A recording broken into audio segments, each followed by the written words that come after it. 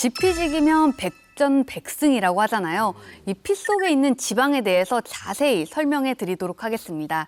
콜레스테롤은 또다시 LDL 콜레스테롤 그리고 HDL 콜레스테롤로 나뉩니다. 이해를 돕기 위해 모형을 준비했는데요.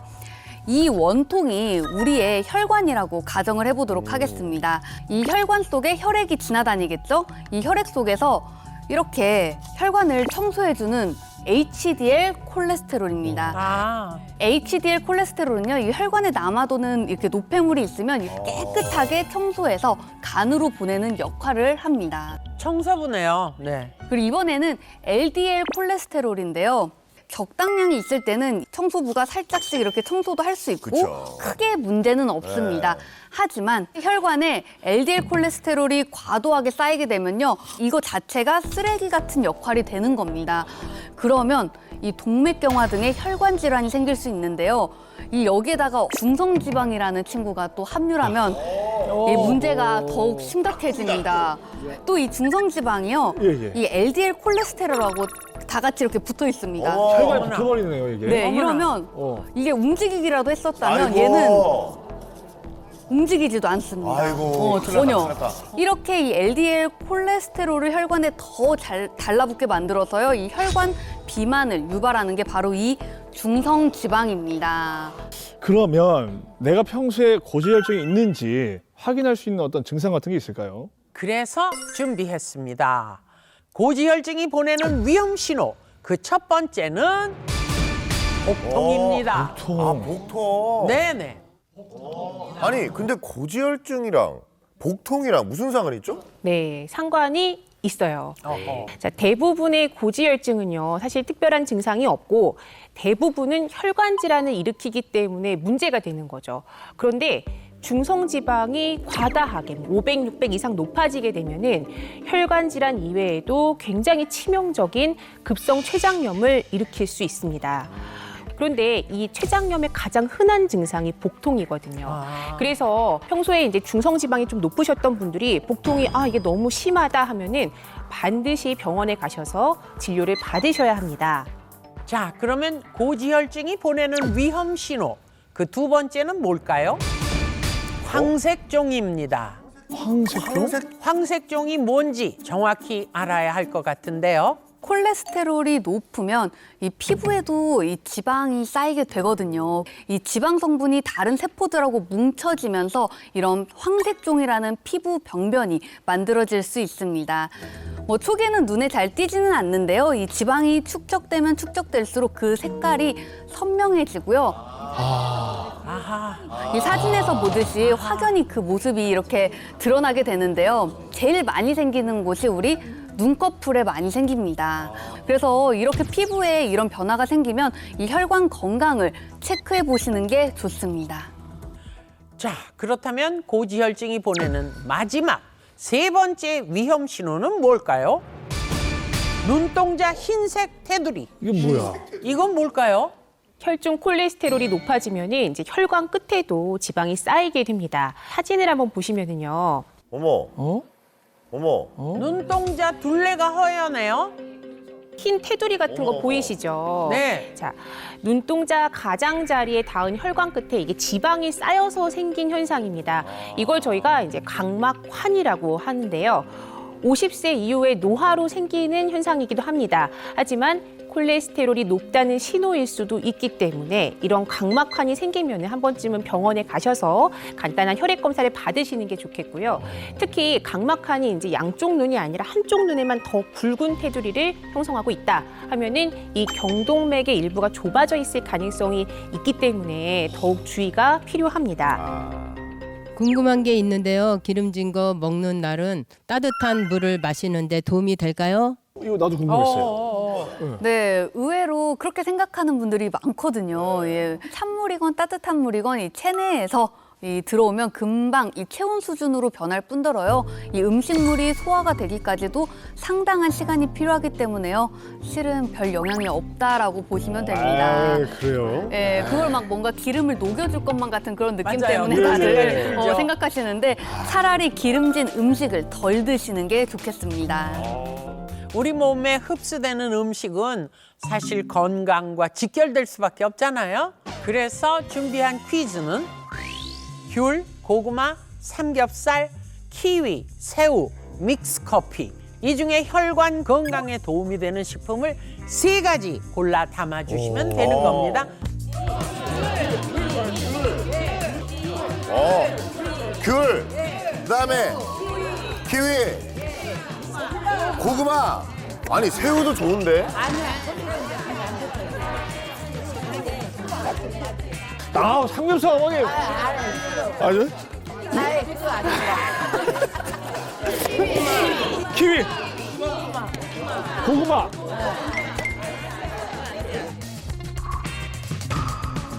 자, 장들 다 보셨으면 하나, 둘, 셋 하고 구령을 붙일 테니까 동시에 들어주세요.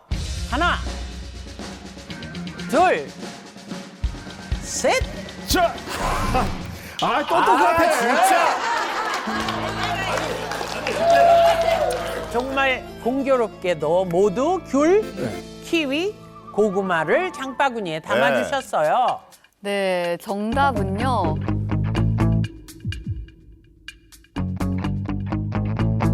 정답은요. 키위, 새우,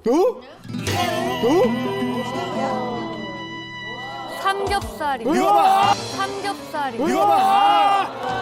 어머님들. 새우가 좋다니까. 새우 먹어야 돼요.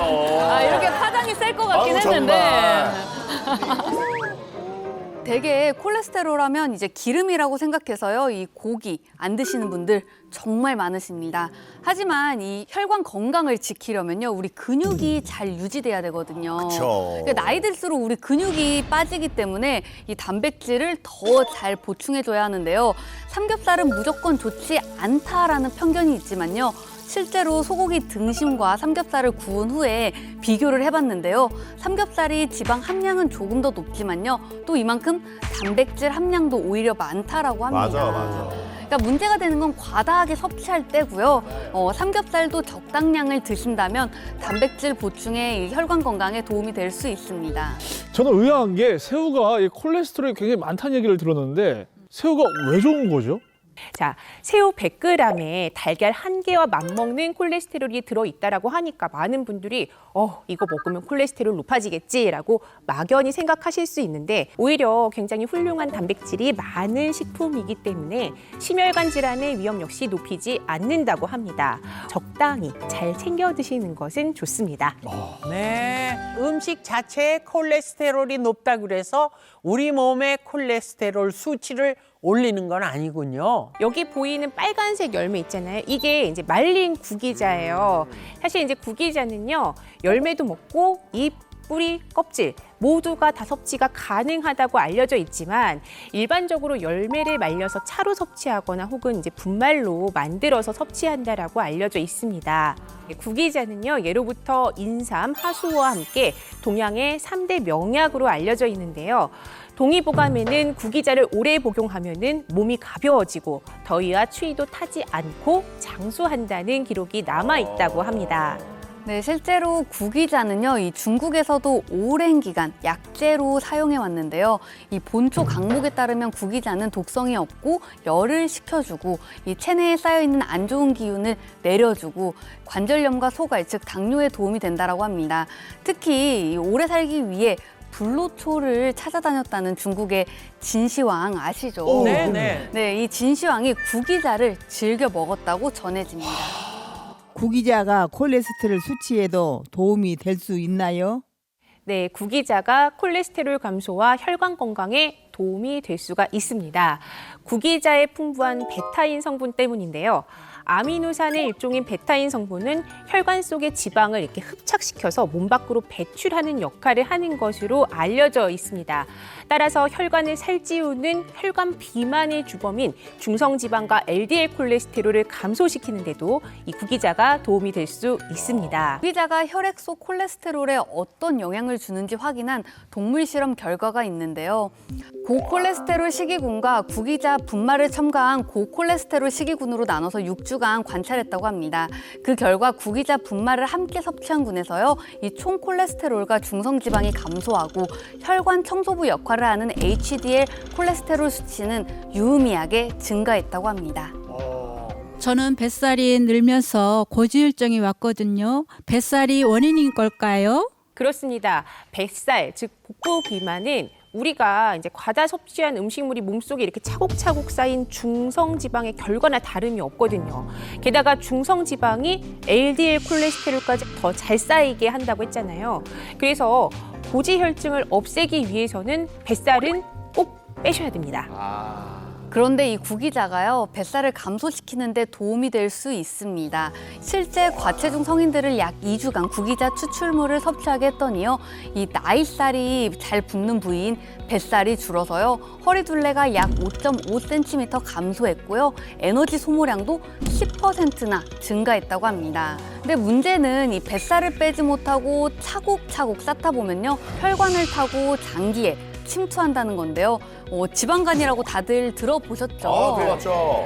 네, 이 지방간은 콜레스테롤 대사에도 문제를 일으켜서요, 혈중 콜레스테롤을 높이게 되는데요. 이 구기자 속에 이 베타인 성분이 지방간의 형성을 억제하고 간을 보호하는 데 도움을 줄 수 있습니다. 또한 이 동물 실험에서 간 독성을 유발한 쥐에게 구기자 추출물을 투여했더니요, 이 간의 해독 작용에 관여하는 효소의 활성도를 증가시켜서요, 이 간 독성 완화에도 도움이 되었다고 합니다.